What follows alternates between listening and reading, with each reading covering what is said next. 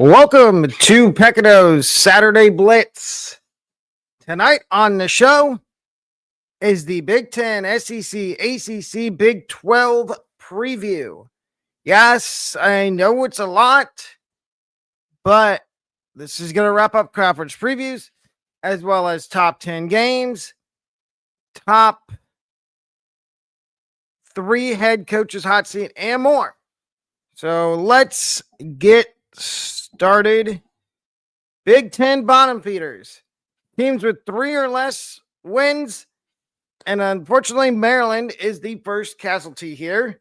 Maryland fans, I don't know why Mike Locksley still has a job.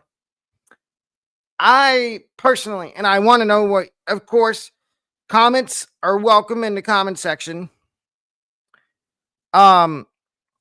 But Maryland, I don't know, they don't have a quarterback. And that's the one thing for me that is why I have Maryland only winning 2 games and going 2-10 this year, and Mike Locksley getting fired at some point in the season. Now, these are just my predictions. Again, Maryland could do the opposite. They could win 6 games and be in a bowl game. Or they could win the Big Ten, which that probably won't happen.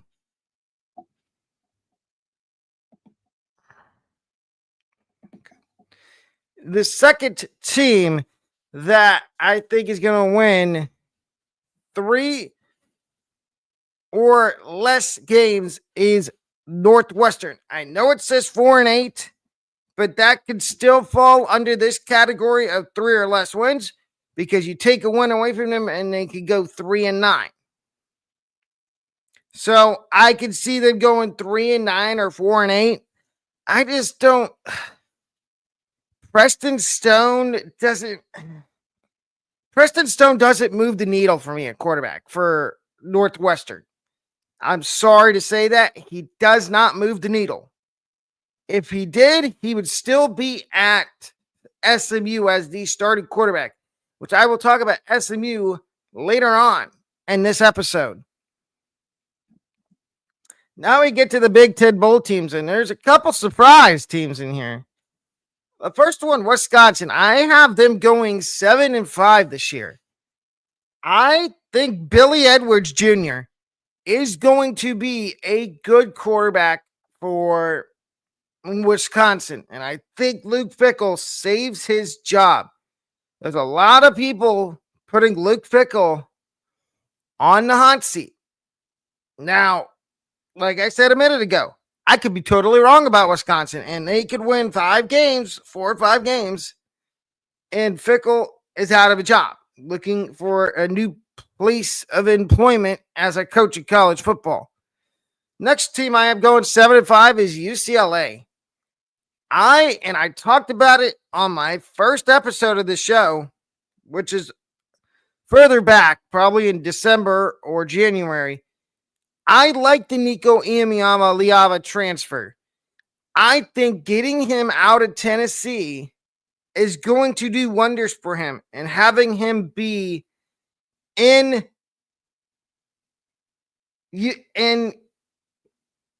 Los Angeles at UCLA is going to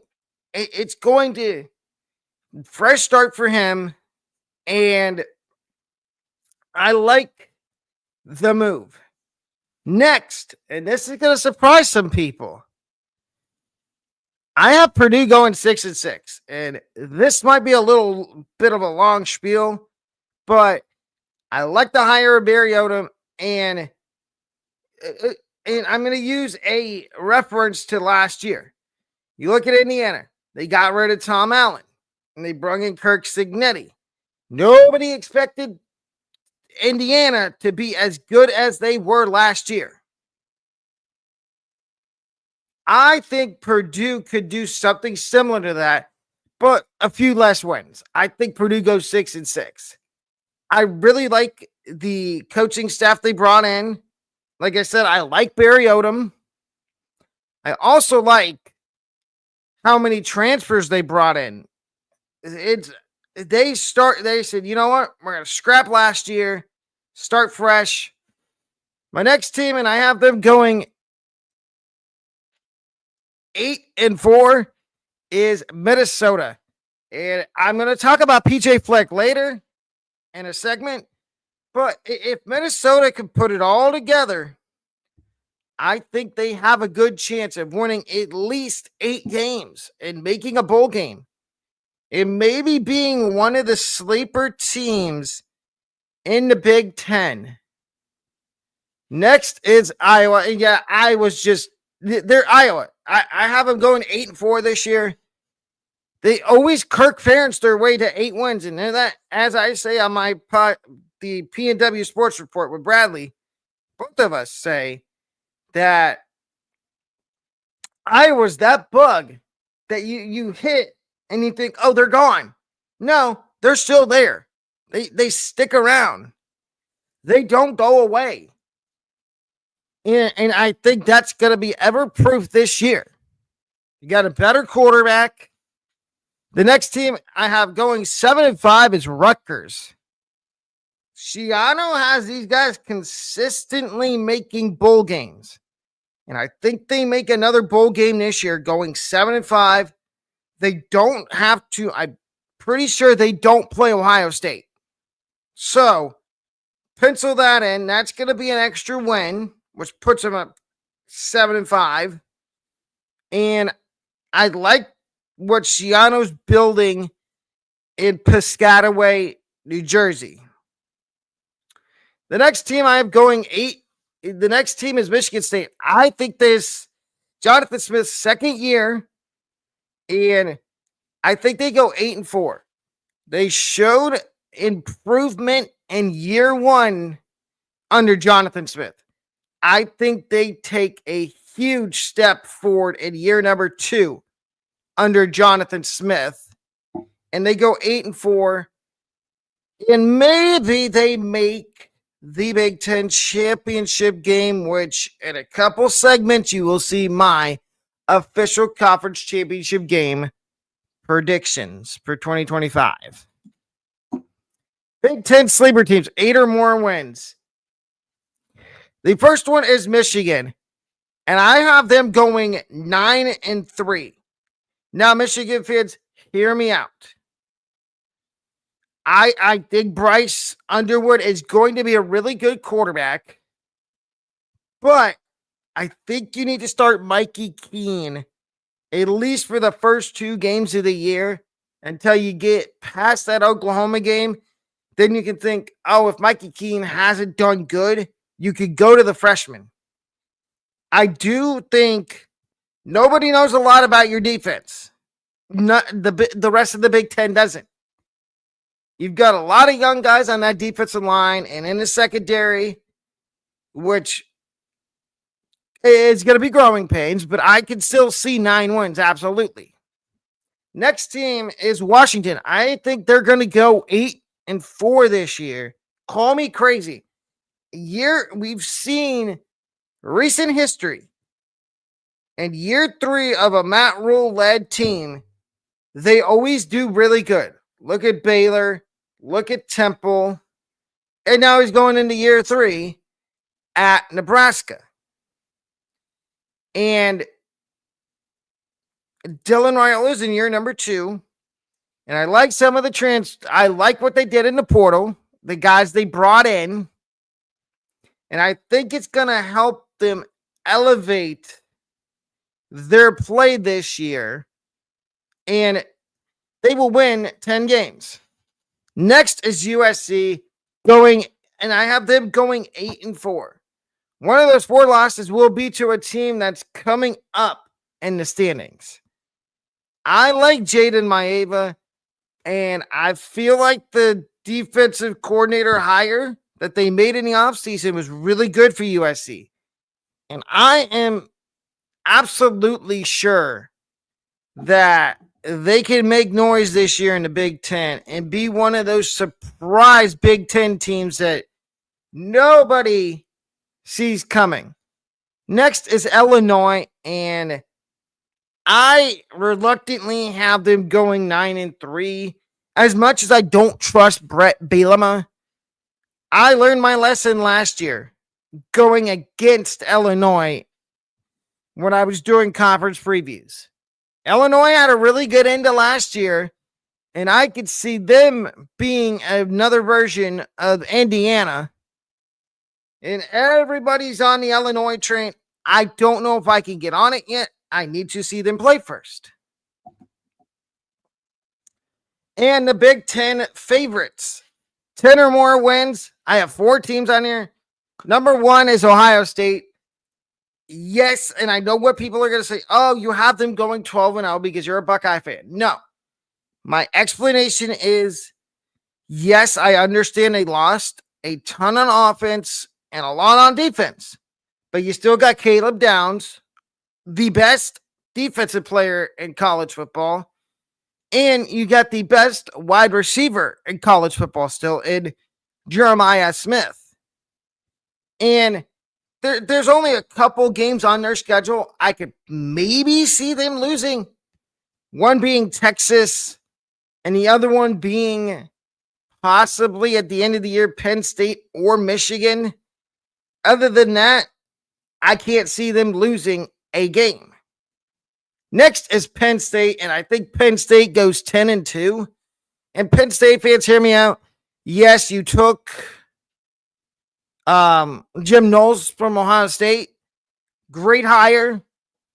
But the problem you have is you have a James Franklin problem. James Franklin cannot win big games. And if James Franklin could win big games, I wouldn't have an issue with Penn State putting them at 11-1 or 12-0. But I can't do that because they refuse, and I repeat, refuse to win big games. They were 1 game away from the national championship last year and lost to Notre Dame. Next is Indiana, and I think Indiana, they won 11 games last year. I think they fall back down to grace a little bit and go 10-2. And I like what Indiana's done. I like the addition at quarterback they made in the portal, Fernando Mendoza. And you get another year 2 under Cignetti. I like what I see. And the last one is Oregon. I have Oregon going 11-1. Dante Moore's at quarterback, young, and you got Corian Moore at wide receiver. And you return a few offensive linemen and some guys on defense. I could absolutely see Oregon being right back in the playoff this year.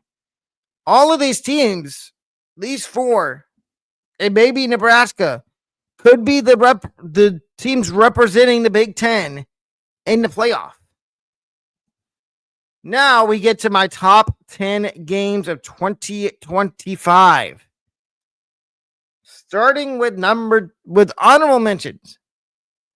And the first one is Ohio State, Michigan, week 14. Obviously, I could not fit this on the board. But Ohio State, Michigan, Ohio State's got to get back at some point. And I honestly think it might be this year. My second honorable mention goes to Alabama, FSU, week 1. And just a little heads up, I'm doing a different setup this year on my show for my college football picks. We will have MVP charts every week. But number 10 is Kansas, Missouri, week number 2. The border war is back. It feels like we haven't had this game in a long time, and it deserves the number 10 spot for that reason.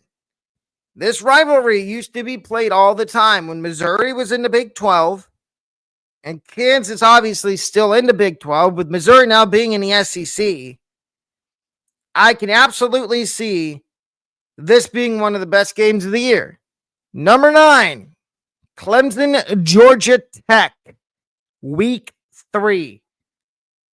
And Clemson fans, watch out. This is a little precursor. You might see this game on my week 3 MVP chart. But I think this is going to be one of the games that's really fun to watch this year. Due to the fact that Georgia Tech's sneaking up on people. Not a lot of people are picking him to be at the top of the ACC. My number 8 game is Texas at Florida, week 6. Florida's got to get its revenge for last year in getting thumped by Texas. And I think they will. Number 7. Well, no, stick with number 8 for a second. The other reason I have Florida, Texas on here is because it could be a preview of the SEC championship game this year. At number 7, I've got Alabama, South Carolina, week 9. When we get to week 9, we basically know what teams are going to be good, what teams are going to be bad. This could be a precursor, again, to the SEC title game. Possibly. Who knows? Number 6 is a group of 5 game. Texas State, JMU, week 10. And if you haven't heard the news, Texas State, this is their last year in the Sun Belt. They are going to a new conference in 2026, which makes this game all the more interesting and intriguing for me and everybody that watches college football. At number 5, Iowa State, week 2. It's the battle for the Cy-Hawk Trophy, and you're going to tell me you're not going to watch it? What are you doing? I know there's probably better games on week 2, like SEC teams playing cupcake games, or maybe Kentucky Ole Miss with the chance that Ole Miss gets upset. But I will be watching the battle for the Cy-Hawk Trophy between Iowa State and Iowa. At number 4, I have South Florida and the University of Florida, week 2 in Gainesville. And I think we're going to get another classic between South Florida and the University of Florida. If you go back a couple years, these two teams played each other. And South Florida only lost by a field goal. Now, can they pull it off again and beat Florida this time? Maybe. Number 3, and this is on here for a specific reason. Oklahoma, Michigan, week number 2. I think this is going to be a true test for Michigan to see if they're going to be a CFP playoff team in 2025. If they win this game, they catapult themselves into the top echelon of the Big Ten, probably, and they boost their chances of making the playoff early in the season. Number 2, Virginia Tech, Florida State, week 12. This game could be for all their marbles in the ACC. The winner of this game could be looking at going to the ACC championship game. Could. And number 1, how could you not have Texas and Ohio State, week 1, rematch of the playoff semifinals, and it's going to be a top 5 matchup. The only issue I have is, and I know there's other people out there that have the same issue, this is going to be a noon game. And I want to know y'all's thoughts in the comments section down below of this podcast episode on Texas, Ohio State, and whether it should be at noon or they should force them to put it at night. Now we get to my final conference champ game predictions. Starting in the ACC, I have Virginia Tech and Georgia Tech. And I'm going to start on the Virginia Tech side first. I think Virginia Tech puts it all together this year. And I think we were in the same spot last year with them. And we said, oh, they're going to win the ACC. I think we were 1 year early on Virginia Tech winning the ACC. I think it happens this year. And it's going to be against Georgia Tech. SEC, Florida, Texas. This is one of the many matchups you could go with in the SEC. And I wouldn't mind a rematch between Florida and Texas in the SEC championship game after maybe having a classic in the regular season. The Big 12, Arizona State, Texas Tech. How are you going to leave Texas Tech out of the Big 12 championship game after seeing all the money they broke out and spent in the transfer portal? They had one of the best portal classes of this portal cycle. I apologize if I blundered my words there. But yes, in the Big 10, Ohio State, obviously. And I have a surprise. Michigan State. Yes, Michigan State. And you heard me say it in the Big 10 standings prediction. I think Michigan State can put it all together and win 8 or 9 games this year and get into the Big 10 championship game. But I think we're a year early on them too for winning the Big 10. I think 2026 will be the year of Michigan State. Next, we have the Sun Belt. And I have Southern Miss and Texas State. Hear me out on Southern Miss. New coach, Charles Huff, who we have talked about on this show a lot back when it was the Fourth and Long podcast. And also, we've talked about him a lot over on the other show, P&W Sports Report.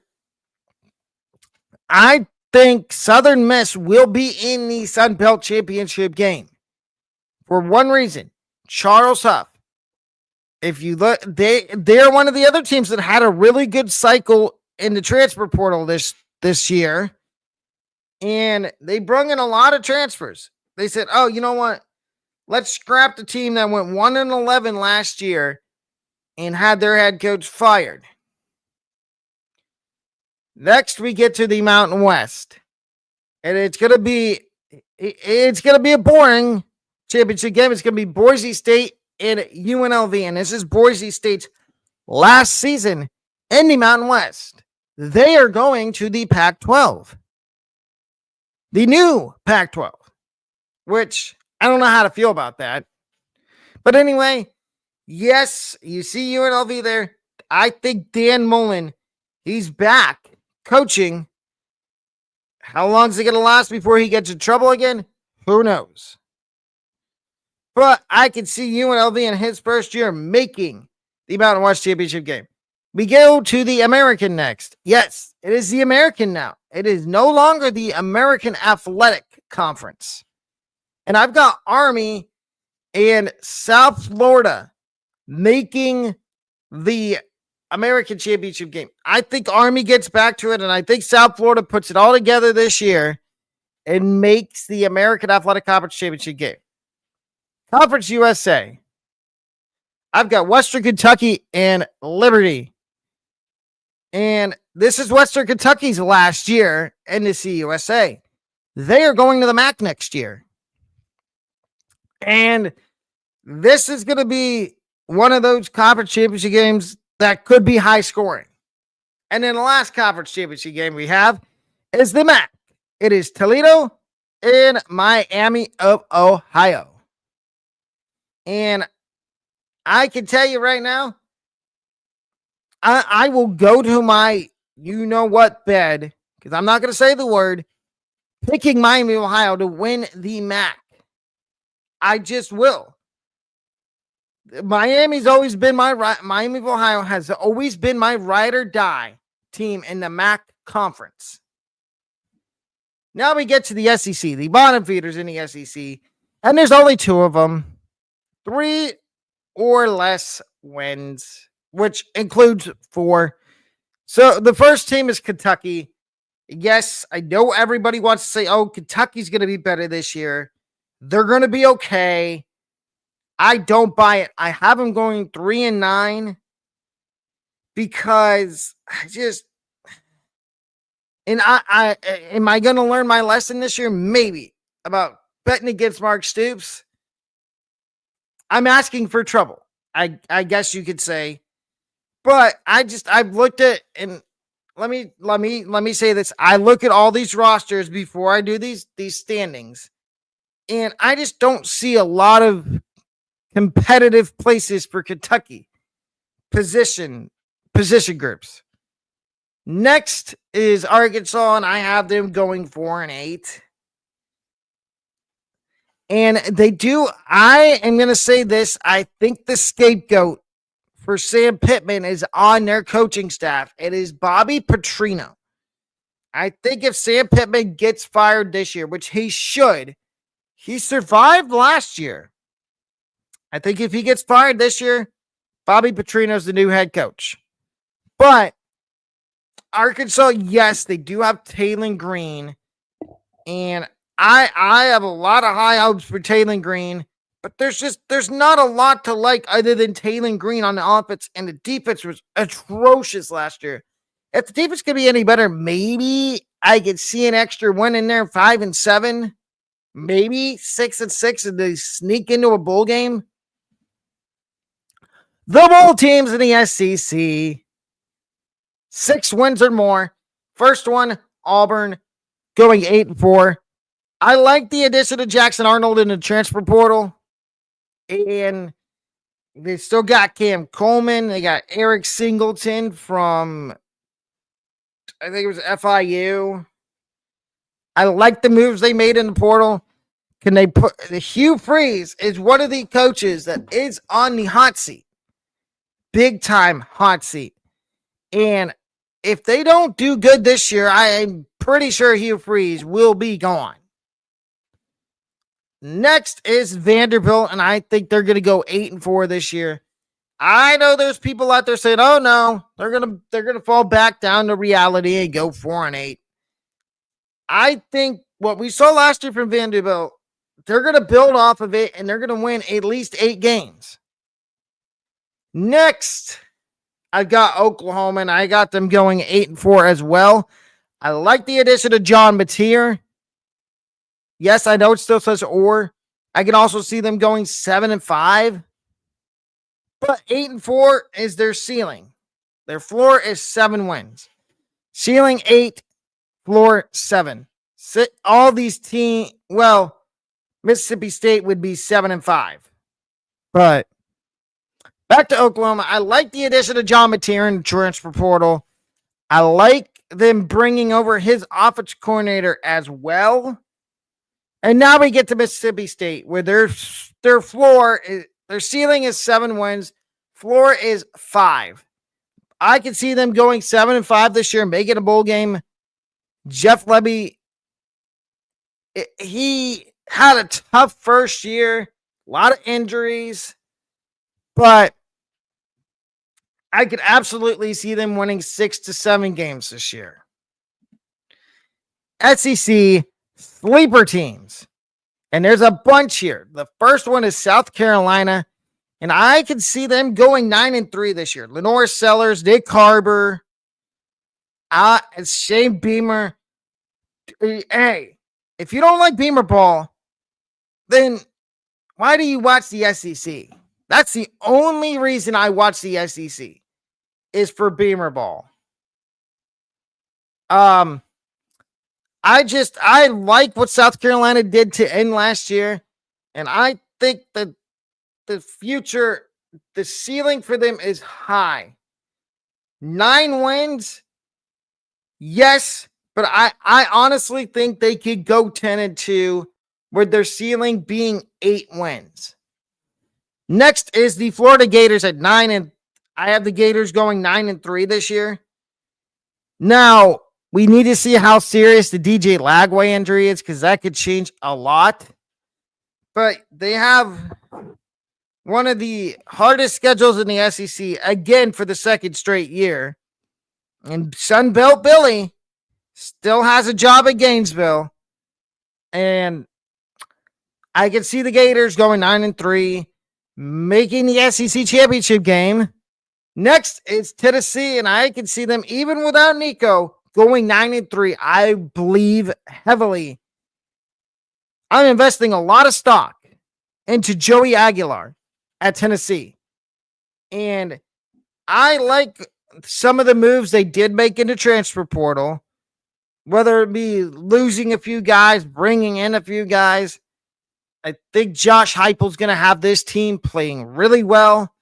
Next is Texas A&M. I also have them going 9-3. Mike Elko's second year. Marcel Reed's first full year as the starting quarterback.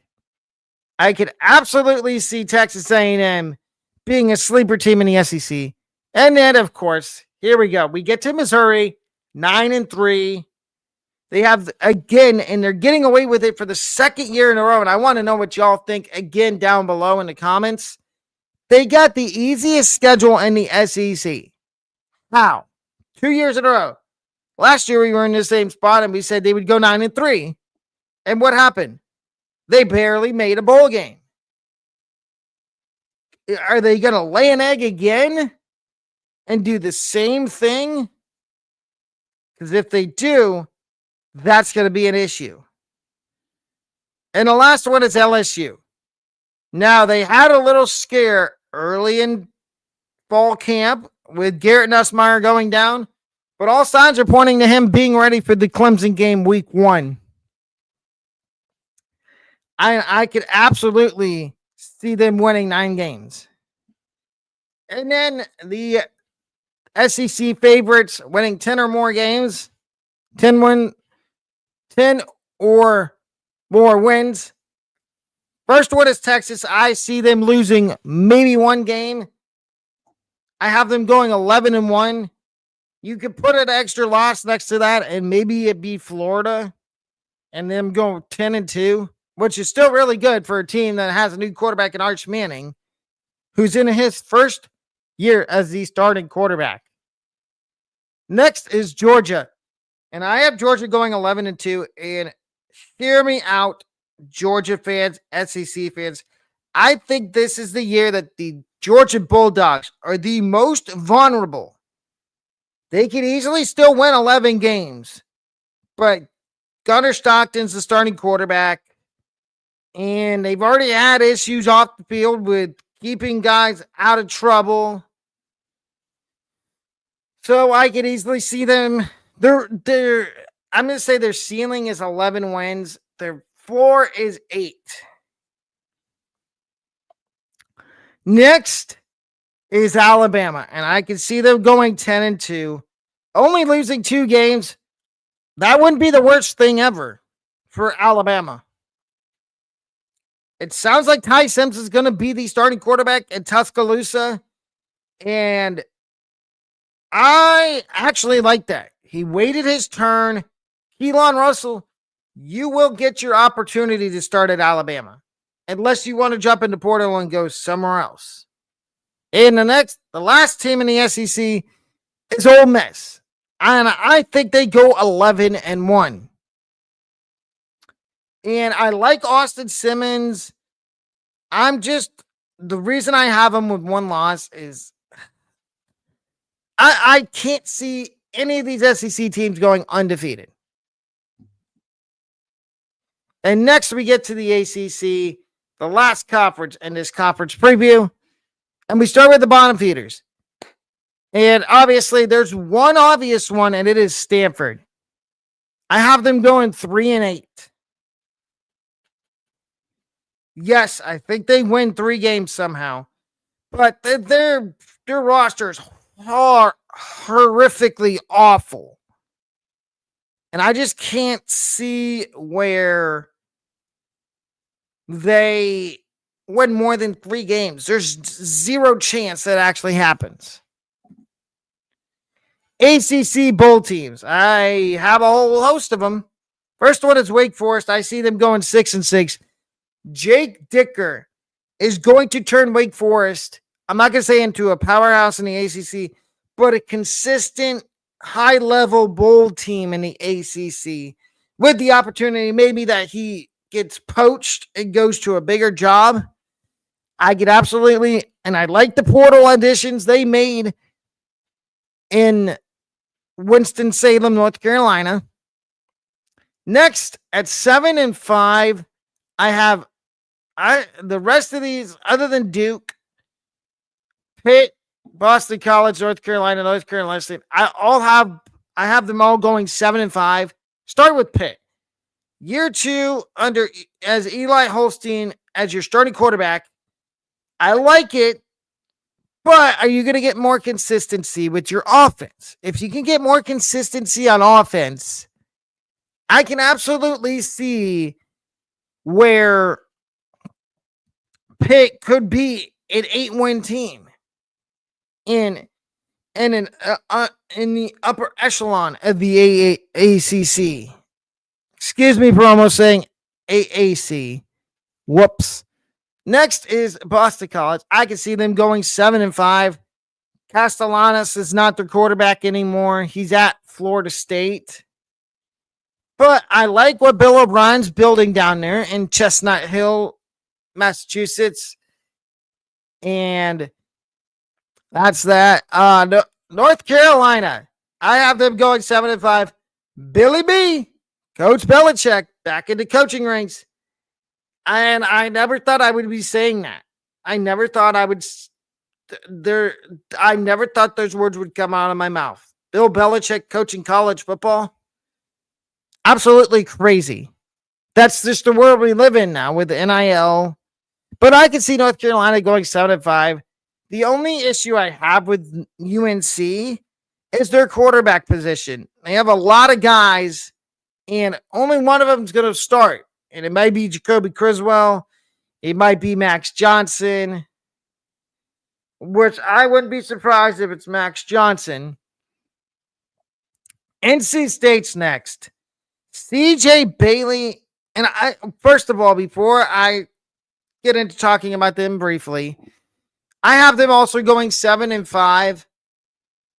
CJ Bailey is the thing that scares me with NC State. What CJ Bailey are we going to get? Are we going to get the good CJ Bailey, or are we going to get the bad CJ Bailey? If we get the good one, maybe there's a chance they win 8 games. If we get the bad CJ Bailey, it's going to be 7 games or 6, or maybe they miss a bowl game and Dave Doran gets fired. And then the last bowl team I have in the ACC is Duke, and I think they're going to go 8-4. And this one's kind of obvious. They upgraded their quarterback situation from Malik Murphy to Darian Mensah, and I like the move. I love the move for Darian Mensah going to Duke, and here's why. I think if he plays good the next couple years, it might elevate his draft stock enough to where he could go in like the 2nd round or the 3rd round. ACC sleeper teams, and I have 4 of them. And I know what people are going to... I'm going to start with the bottom. I'm going to start with Miami. I have Miami going 9. I have the Miami, Florida going 9-3. I don't know. Here's the reason why. Can we trust Carson Beck to be healthy the entire year and play good? If he does, then Miami might be a playoff team. If he doesn't, that's a whole nother ball game. And we look at it and say, oh, Miami's going to be a bowl team, but they won't be a playoff team. That is why I have the Miami Hurricanes going 9-3. Next is Virginia, and this is a big year for Tony Elliott. I have Virginia going 8-4. I like what they did in the transfer portal, bringing in, they had a middle of the pack portal class, but I really like what they did. And I think they can put it all together and make a bowl game and be a sleeper in the ACC. Next is SMU. And yes, I am going to talk about Tony Elliott in a few minutes and another segment of this episode. But next is SMU, and I have them also going 8-4. Kevin 8-4. And again, there's people that have SMU going to the ACC championship game. I could absolutely see that.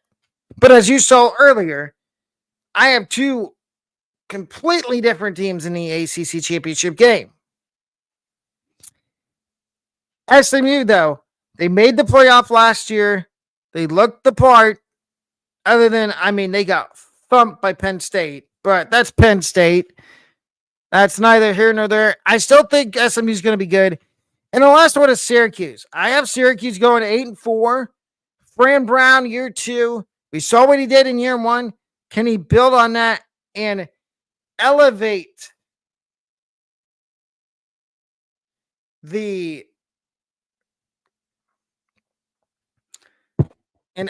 Syracuse to be a top of the line ACC contender? And after this, we will have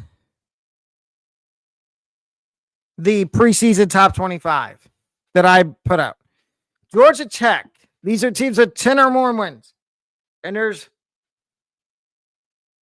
2, 3, 4, 5.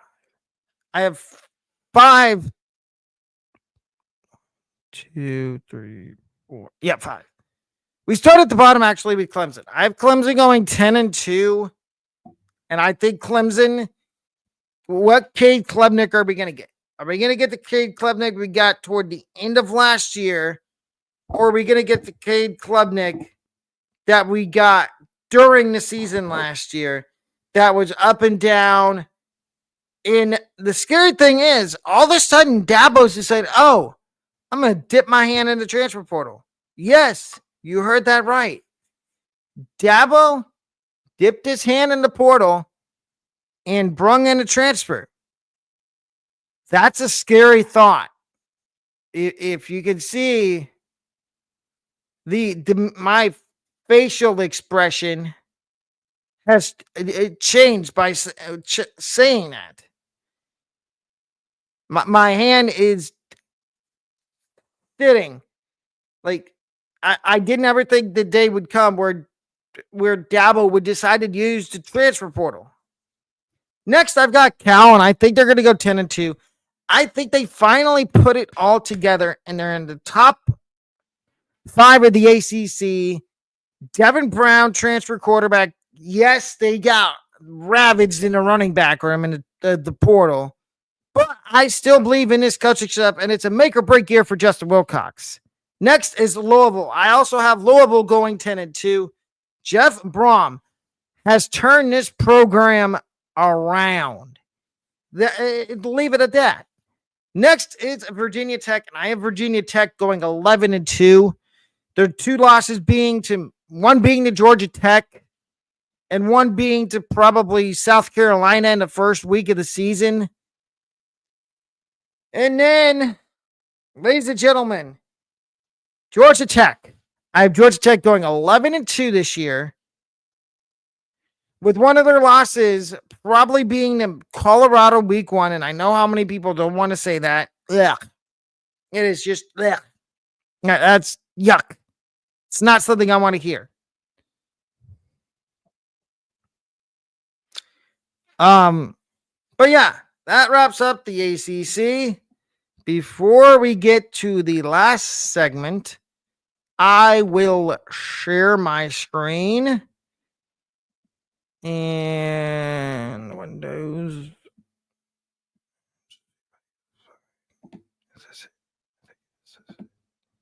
Yep. My preseason top 25. Starting at number 25, I have the Washington Huskies. I talked about them highly in the Big Ten preview. In the Big Ten conference,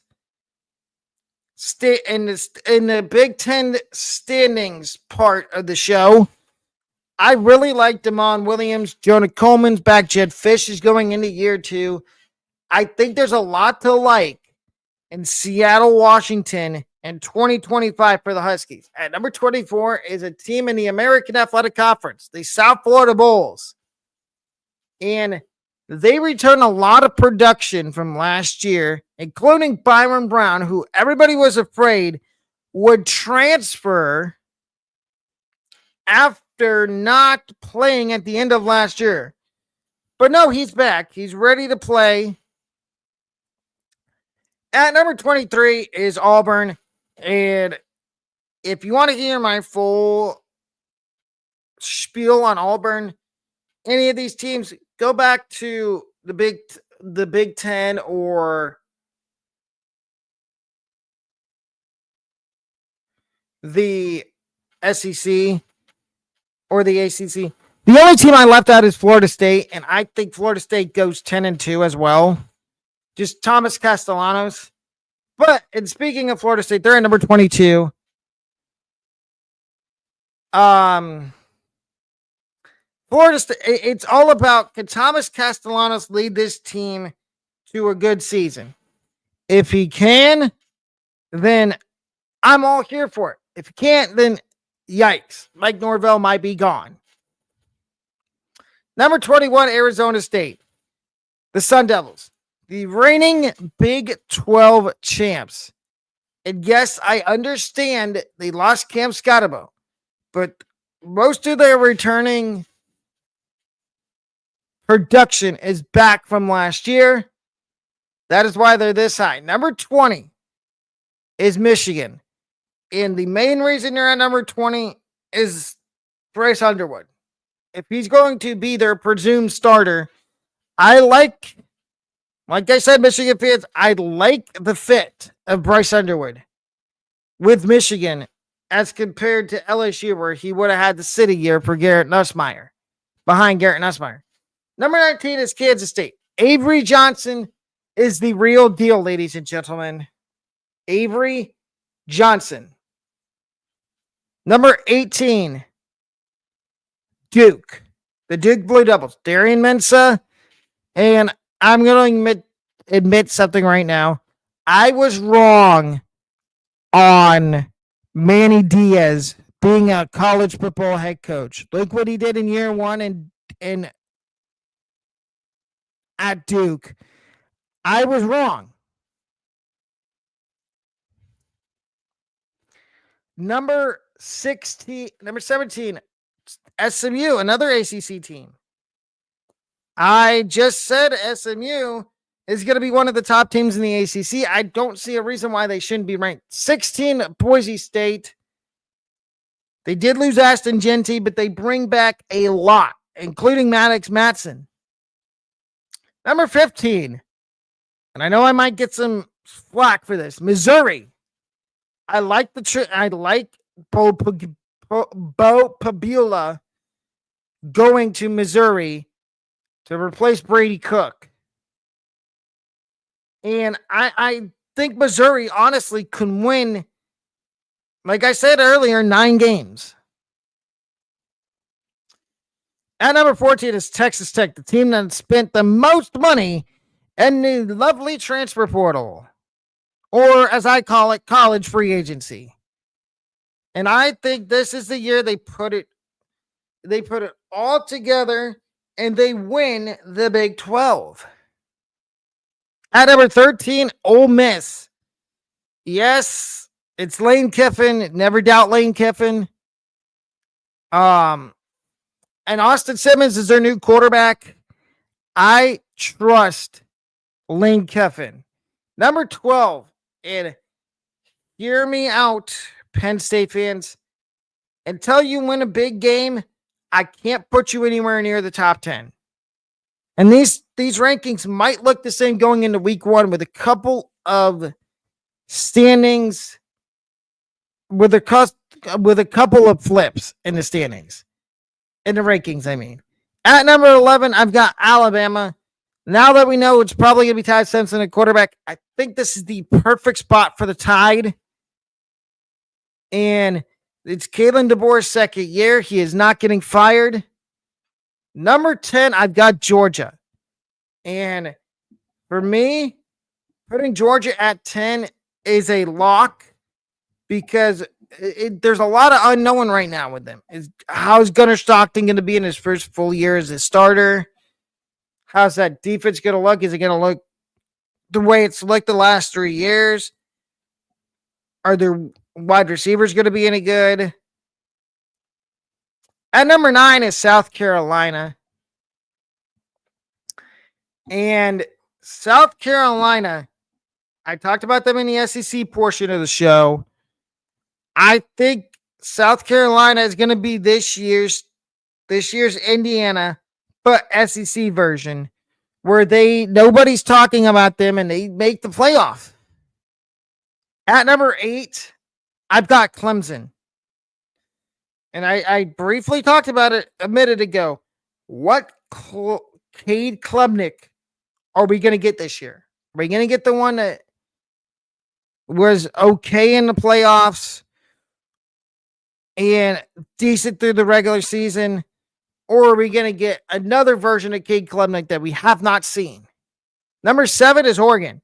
And I know this might be a little high for Oregon, but I like Dante more, like I said earlier. Dan Lanning's still their head coach.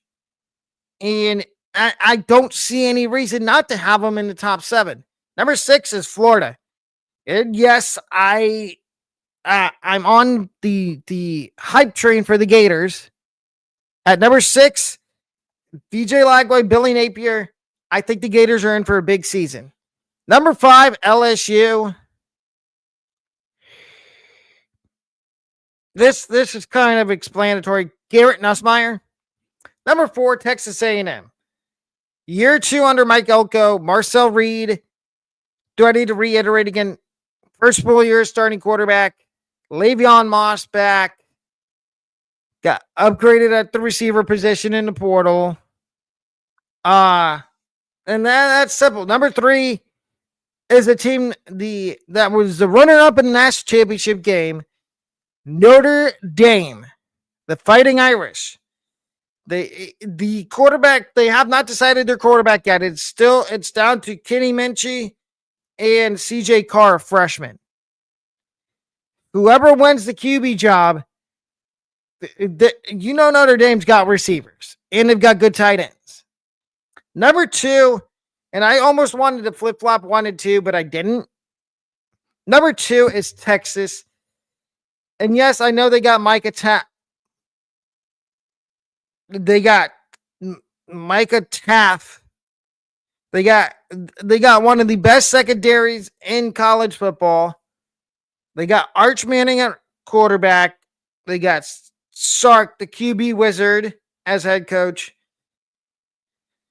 And they will be competing in the SEC.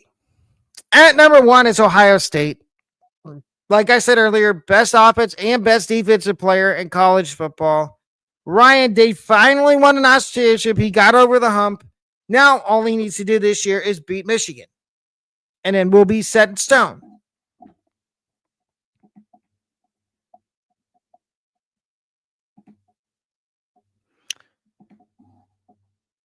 Okay. And we wrap up this episode with the Big 12 standings prediction and record prediction, as well as head coach's hot seat. And we start with the bottom feeders in the Big 12. And we've got BYU and Cincinnati. It's pretty self-explanatory. I think Sataki's safe. They don't have a quarterback. And I have them going 4-8. And in Cincinnati, same deal. I mean, Brandon Sorsby, I don't feel confident that Cincinnati's going to win more than 3 games. I just don't. Big 12 bowl teams. A bunch of 7-5. The only team I have going 8-4 is Baylor in this section. And Baylor's this team that might sneak up on people this year. If you're betting on college football, I would take Baylor's win total and take the over. I think Baylor is going to have a huge season. The first of the 7-5 teams is Oklahoma State. And I learned my lesson on this show last year and the other show I do, not picking against Mike Gundy. And let's leave it there. You don't ever bet against. I'm a man and I'm 40. TCU, I have going 7-5 as well. I mean, Josh Hoover, good quarterback. Can Sonny Dykes unlock the offense even more? Hopefully. Kansas, I have going 7-5. Houston, well, let's get to Kansas for a second. Can we get a healthy Jalen Daniels? If we can, I think Kansas wins more than 7 games. If he stays healthy most of the season, it's still going to be 7-5. But that's still good. That's not bad. Houston, I also have Houston going 7-5. I think Connor Wegman is a vastly upgraded quarterback compared to what Houston had last year at that position. Colorado going 7-5. And I know what people are going to say. Why? Let me explain.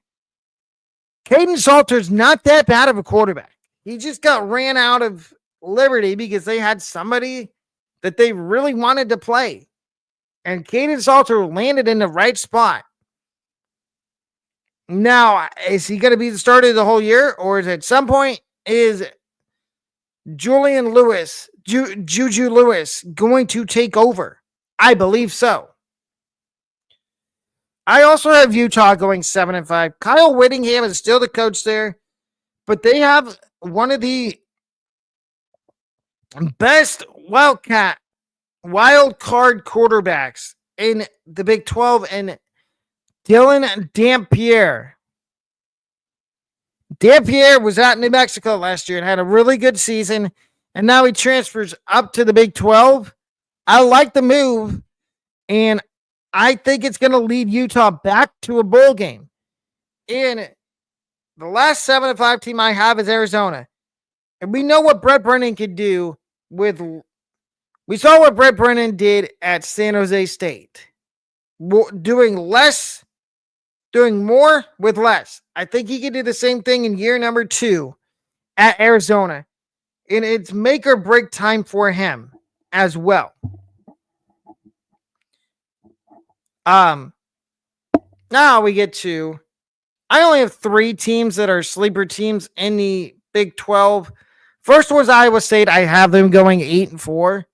One of their 4 losses might be to their rivals, Iowa, or maybe Kansas State.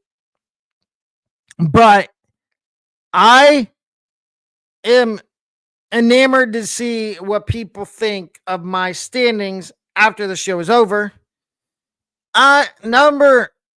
Next is UCF. I have them also going 8-4.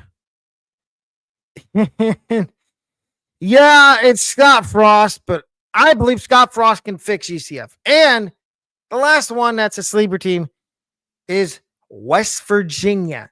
They brought in the most transfers in this portal cycle. They brought in 54 new players. That is the most. And I'll give you one guess who their new head coach is. Yes, it is Rich Rodriguez. I can see West Virginia, after everything I just said, going 9-3. And the 2 favorites of the Big 12, Kansas State and Texas Tech.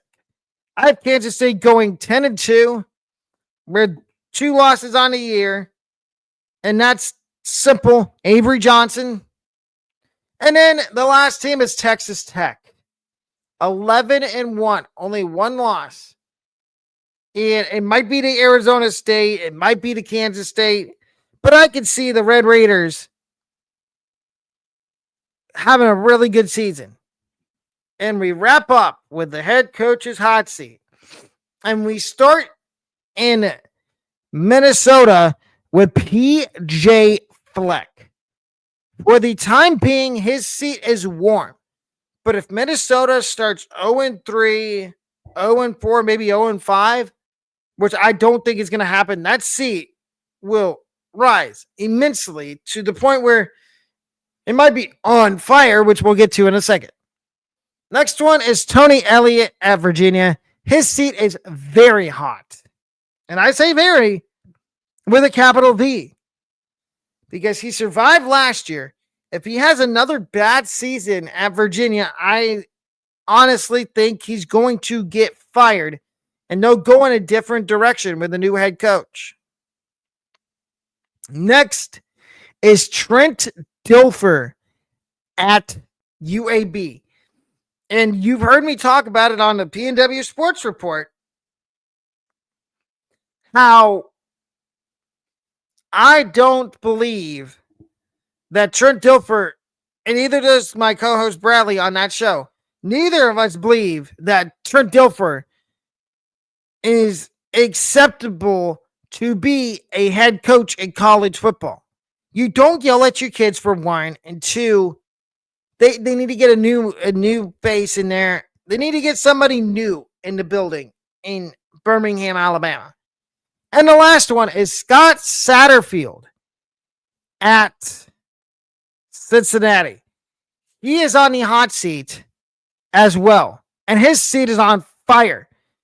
He's the first coach I expect to get fired this year. And it's plain and simple. He hasn't done anything the last 2 years at Cincinnati. And those 2 years, guess what the run total's been at? 5.5. And I remember the first show I did last year, I said there's no way Cincinnati wins 5 games. And somehow I was right.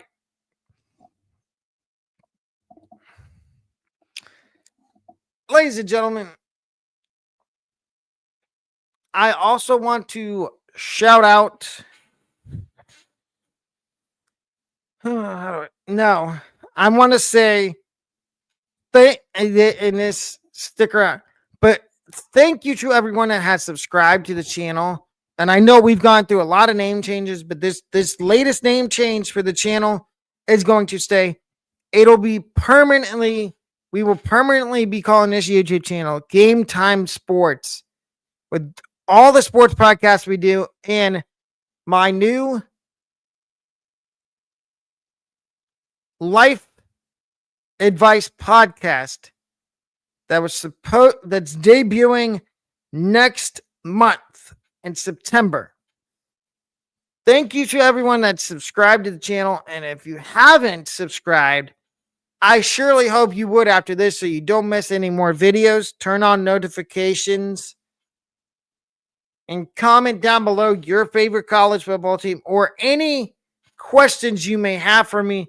I will see everybody tomorrow with another episode of the Pequignot Sunday Sideline Show, where we'll be recapping the NFL Draft. You don't want to miss that. And in the meantime and in between time, I'm out. Peace.